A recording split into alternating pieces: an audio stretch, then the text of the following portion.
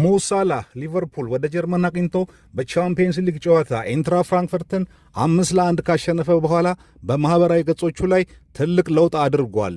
ካምቦሎጆ ስፖርትን ላይክ፣ ሼርና ሰብስክራይብ አድርጉ። እንደዚህ ትኩስ መረጃዎችን ይዤላችሁ ቀርባለሁ። ለማንኛውም ሞሳላህ ምን አጋጠመው? እንግዲህ አድማጮቼ በመግቢያ ላይ እንደነገርኳችሁ ሞሐመድ ሳላህ ሊቨርፑል ወደ ጀርመን አቅንቶ ከኢንትራ ፍራንክፈርት ጋር በተጫወተበት ጨዋታ ላይ ለሁለተኛ ጊዜ በቻምፒየንስ ሊጉ ተጠባባቂ ወንበር ላይ ወርዶ ጀምሯል። ወደ 75ኛው ደቂቃ አካባቢ ነበር ወደ ሜዳ እንዲገባ የተደረገው። ጨዋታው ካለቀና 5-1 ከሆነ በኋላ ከዚህ ጨዋታ በኋላ እንግዲህ ሞሐመድ ሳላህ በሶሻል ሚዲያ ወይም ማህበራዊ ገጾቹ ላይ የሊቨርፑል ጋር ያሉትን ቁርኝቶች፣ ፎቶግራፎች፣ የሊቨርፑልን አርማ እንዲሁም ሜንሽኖች በጠቅላላ አጥፍቷል። ይሄም ለዜና ምንጮች እኔንም ጨምሮ መረጃ ሆኗል ማለት ነው።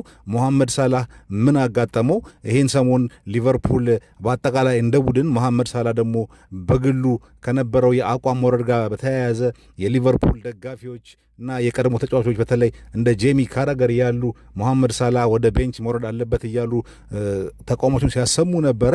በዚህም እንግዲህ ሞሳላህ ቅሬታ ተሰምቶት ሊሆን ይችላል ወይም ደግሞ ከአሰልጣኞቹና ከሌላው ማኔጅመንት ጋር ምን ቅሬታ አለው? የ400,000 ብር ኮንትራት በቅርቡ የተፈራረመው ሳምንታዊ ደሞዝ ነው ማለት ነው፣ 400,000 ፓውንድ።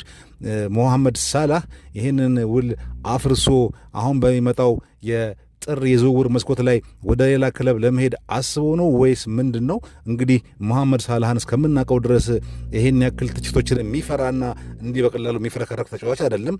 በቼልሲ እንኳን ያንን አስቸጋሪ ጊዜ አልፏል። አሁን ግን ከሊቨርፑል ጋር የሚያቆራኘው ማንኛውም ነገር ከማህበራዊ ሚዲያ ላይ ማጥፋቱ ዘገባዎችና ለጥርጣሬዎች መንስኤ እንዲሆን አድርጓል። ከ2 ሰዓት ወይ ከ3 ሰዓት በፊት ያገኘሁት መረጃ ነው። እንግዲህ የእንግሊዝ ሚዲያዎች እየተቀባበሉት ያለ ትልቅ መረጃ ሆኖ ነው ያየሁት። በተለይ የተቃራኒ ቡድን ደጋፊዎች ሊቨርፑል እየታመሰ ነው የሚል ዘገባዎችን በሰፊው እየሰሩ ይገኛሉ። ሞሳላህ ያደረገው ነገር ጊዜውን የጠበቀም አይደለም። ሊቨርፑል እንግዲህ በዚህ ባለበት አስቸጋሪ ወቅታዊ ሁኔታ ላይ ይሄ የሞሐመድ ሳላህ ስራ ምን ሊጨምር እንደሚችል በቡድን ላይ የፈጠረው ተጽዕኖ ምን እንደሚሆንና አሰልጣኙ እና ሌሎች ተጫዋቾች ላይ እንግዲህ ጥያቄ ይበዛባቸዋል። ከዚህ በኋላ በሚደረጉ ቃለ ምልልሶች ጠቅላላ እንግዲህ ይሄ ጥያቄ በሰፊው የሚነሳ ይሆናል። ይህም ቡድኑ ላይ ትልቅ ተጽዕኖ ይኖራል ብዬ እገምታለሁ። ለማንኛውም ሞሐመድ ሳላህ ምን ለማለት ፈልጎ ነው? ምንስ እያደረገ ነው? ሰሞኑን እንግዲህ ዝርዝሩን ነገር የምንሰማው ይሆናል። ለዛሬ ያስኩላችሁ አጭር እና ትኩስ መረጃ ይሄን ይመስል ነበር።